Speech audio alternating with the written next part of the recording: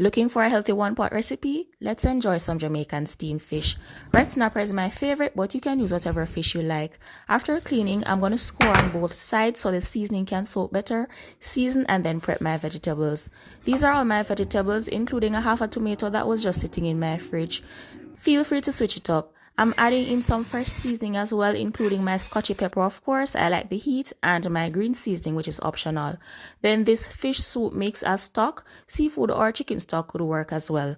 Fry my vegetables go in first, cook for a minute, then add my fish, cook for another minute, and then flip them. Sometimes I do this so that they cook a little bit faster and more even. Then add the remainder of my ingredients. I don't like my vegetables to be overcooked, but you can always add everything in the beginning. Add coconut milk and let that cook for another 5 minutes. This is a great pescatarian or low carb dish. It's very filling with all the vegetables. Sides are optional. We enjoyed this for dinner with some bami, and